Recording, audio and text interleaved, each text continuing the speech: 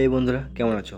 আমি আবারও চলে এসেছি নতুন একটি ভিডিও নিয়ে, যেখানে আমি কথা বলবো রিয়েলমির তরফ থেকে লঞ্চ হওয়া নতুন স্মার্টফোন রিয়েলমি 12 প্লাস 5G এর সম্পর্কে। আসলে এই ফোন ইন্ডিয়াতে মার্চের 6 তারিখ লঞ্চ হবে, তবে ইন্ডিয়াতে লঞ্চ হওয়ার আগে এই ফোন মালয়েশিয়া আর ইন্দোনেশিয়াতে অফিসিয়ালি লঞ্চ হয়ে গিয়েছে।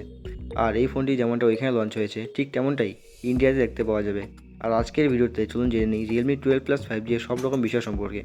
কী কী জিনিস এতে দেওয়া হয়েছে, কী স্পেসিফিকেশন এতে দেওয়া হয়েছে, কী প্রাইস হবে, ওভারঅল কেমন হবে ফোনটি, সব কিছু সম্পর্কে কথা বলবো। তো চলুন আর দেরি না করে ভিডিওটিকে শুরু করি।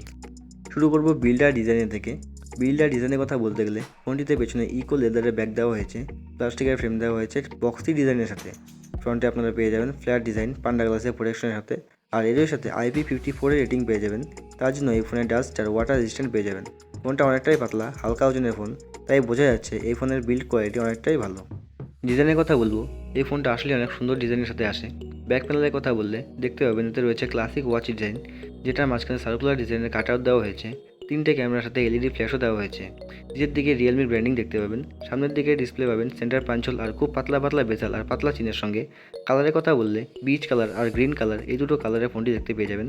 আর দেখতে এই ফোনটি আসলে অনেক সুন্দর। বিল্ড কোয়ালিটি ফোনটির ভালো আছে। বিল্ড আর ডিজাইনের দিক থেকে আপনাদের কোনো সমস্যা হবে না। কথা বলবো ডিসপ্লে সম্পর্কে। এখানে 6.7 ইঞ্চিসের বড় ডিসপ্লে দেওয়া আছে। কন্টেন্ট ওয়াচিং আপনাদের খুব ভালো লাগবে, কিন্তু ইন হ্যান্ড ফিলটা হয়তো কিছু কিছু লোকেদের ভালো লাগবে না, কারণ ফোনটা অনেক বড় হওয়ার কারণে এতে এক হাতে ইউজ করতে সমস্যা হতে পারে। তবে আবারও বলছি, কন্টেন্ট ওয়াচিংয়ে খুব মজা আসবে। আর এই 6.7 ইঞ্চিসের ডিসপ্লেতে আপনারা ফুল এইচডি প্লাসের রেজুলেশন পেয়ে যাবেন।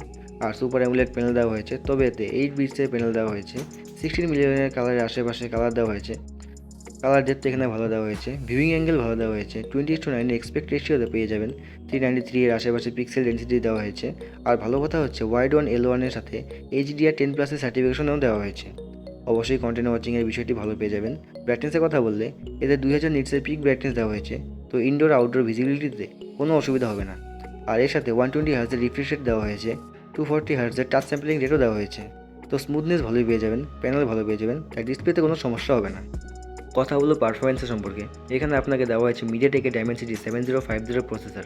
আর এই প্রসেসরটি অনেকগুলো ফোনে ইউজ করতে দেখা গেছে। প্রসেসরটি খুব ভালো, 6 ন্যানোমিটার টেকনোলজি এর উপর তৈরি হয়েছে। এর ফলে এতে হিটিংয়ে ইস্যু থেকে সমস্যা হবে না। থার্মাল ম্যানেজমেন্ট ভালো পেয়ে যাবেন, পাওয়ার এফিশিয়েন্ট ভালো পাবেন। আর থার্মাল ম্যানেজমেন্ট ভালো করার জন্য এতে ডেডিকেটেড কুলিং চেম্বার দেওয়া হয়েছে, তো হিটিংয়ে ইস্যু এখানে আপনারা পাবেন না। গেমিংয়ের জন্য এতে রয়েছে আনম্যানেজে 4 GPU, যেটা 4টি কোরের GPU ভালো গেমিং করিয়ে দেবে। 40-60 FPS ডিসেন্ট গেমিং করিয়ে দেবে। প্লাস গ্রাফিক্স রিলেটেড কাজও আপনারা খুব ভালোভাবে করতে পারবেন। পারফরমেন্সের দিক থেকে কোনো সমস্যা আসবে না।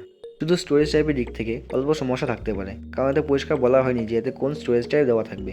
LPDDR4X র্যাম অবশ্য বলা হয়েছে, কিন্তু স্টোরেজ টাইপ বলা হয়নি যে এতে কোন স্টোরেজ টাইপ দেওয়া থাকবে। তো ওভারঅল পারফরমেন্স এখানে ভালো পেয়ে যাবেন, আর অল্প ভালো পেতে পারতেন যদি এখানে স্টোরেজ টাইপটা UFS 3.1 এর ভার্সনটি দেওয়া থাকতো, কিন্তু সম্ভবত এখানে UFS 2.1 এর ভার্সনটি দেওয়া থাকবে। কথা বলবো ক্যামেরা সম্পর্কে। তিনটে ক্যামেরা সেটআপ এখানে পেছনে দেওয়া হয়েছে। প্রাইমারি ক্যামেরা দেওয়া হয়েছে 50 মেগাপিক্সেলের সোনি এর LYT600 সেন্সরের সাথে। এর সাথে এখানে 2x ইন সেন্সর জুম পেয়ে যাবেন, আর OIS সাপোর্ট দেওয়া হয়েছে। প্রাইমারি ক্যামেরা এখানে ভালো দেওয়া হয়েছে, আর এর সাথে দেওয়া হয়েছে 8 মেগাপিক্সেলের একটি আলট্রা ওয়াইড অ্যাঙ্গেলের লেন্স আর 2 মেগাপিক্সেলের ম্যাক্রো ক্যামেরা। তো তিনটে ক্যামেরা এখানে পেছনে দেওয়া হয়েছে। আর রিয়ার ক্যামেরা দিয়ে 4K ভিডিও রেকর্ড করতে পারবেন 30 FPS পর্যন্ত। আর সামনের ক্যামেরার কথা বললে এতে 16 মেগাপিক্সেলের একটি সেলফি ক্যামেরা দেওয়া হয়েছে। আর সেলফি ক্যামেরা দিয়ে আপনি 1080p ভিডিও রেকর্ড করতে পারবেন 30 FPS পর্যন্ত। কথা হলো ব্যাটারি সম্পর্কে। এখানে 5000 mAh এর ব্যাটারি দেওয়া হয়েছে, ভালো ব্যাটারি দেওয়া হয়েছে। আর ডিসপ্লের প্রসেসর আর ব্যাটারির কম্বিনেশনে এই মোবাইল একটি ভালো ব্যাকআপ দিয়ে দেবে। আর এতে 67 ওয়াটের ফাস্ট চার্জিং সাপোর্ট করবে, আর চার্জার এতে বক্সের ভেতর দেওয়া থাকবে। তো ওভারঅল ব্যাটারি মডেলগুলো এতে ভালো দেওয়া হয়েছে। চার্জ করার জন্য Type-C পোর্ট দেওয়া হয়েছে, আর এরই সাথে এখানে 3.5mm জ্যাক থাকছে। সিকিউরিটির কথা বললে এতে দেওয়া হয়েছে under display fingerprint sensor, face আনলকের ফিচার থাকছে। আর এর সাথে ছোটো বড়ো সমস্ত রকমের সেন্সর পেয়ে যাবেন, তো সেন্সরের দিক থেকে কোনো কিছু কমতি থাকবে না। কথা হলো সফটওয়্যার সম্পর্কে। এতে out of the box Android 14 support পেয়ে যাবেন লেটেস্ট অ্যান্ড্রয়েড ভার্সনের সাথে। এর সাথে পাবেন রিয়েলমি UI 5.0, যার এক্সপিরিয়েন্স আপনি ভালো পেয়ে যাবেন। কথা হলো স্পিকারের সম্পর্কে। তো ভালো কথা হচ্ছে যে এই ফোনে আপনারা ডুয়াল স্টিরিও স্পিকার পেয়ে যাবেন, যার ফলে এই ফোনে মাল্টিমিডিয়া পারফরমেন্স ভালো পেয়ে যাবেন। কারণ এই ফোনের ডিসপ্লে তো ভালো দেওয়া হয়েছে, তার সাথে স্পিকারও ভালো দেওয়া হয়েছে, যার ফলে এই ফোনে মাল্টিমিডিয়া এক্সপিরিয়েন্স খুব ভালো পেয়ে যাবেন। ভ্যারিয়েন্টের কথা বললে দুটো ভ্যারিয়েন্টে ফোনটি লঞ্চ করা হয়েছে। 8 GB প্লাস 256 GB স্টোরেজ আর 12 GB প্লাস 256 GB স্টোরেজ, আর দুটোর সাথে 8 GB এর ভার্চুয়াল র্যাম দেখতে পেয়ে যাবেন। প্রাইসের কথা বললে ইন্ডিয়াতে এই ফোন 20,000-এর আশেপাশে ফোনটি লঞ্চ করা হবে, আর 20,000-এর আশেপাশে ফোনটি বের হলে আমার মনে হয় এটি একটি বেস্ট অপশন হয়ে যাবে আপনাদের জন্য। কিন্তু এর থেকে বেশিতে লঞ্চ হলে হয়তো এই ফোনটি আমি রেকমেন্ড করব না। আপনারা আমাকে কমেন্টে বলবেন আপনাদের কী মত, এই ফোনটি এই দামে বের হলে আপনি কিনবেন কি না। আর ভিডিওটি ভালো লাগলে ভিডিওটি লাইক অবশ্যই দেবেন, শেয়ার অবশ্যই করবেন, আর চ্যানেলটিকে যদি সাবস্ক্রাইব না করে থাকেন তাহলে অবশ্যই সাবস্ক্রাইব করে দেবেন, আর বেল আইকনটি অলে সেট করে দেবেন যাতে ফিউচার নোটিফিকেশনগুলি আপনাদের কাছে চটজলদি পৌঁছে যায়। তো আজকের ভিডিও এখানে শেষ করছি, আবারও দেখা হবে নতুন একটি ভিডিওর সাথে।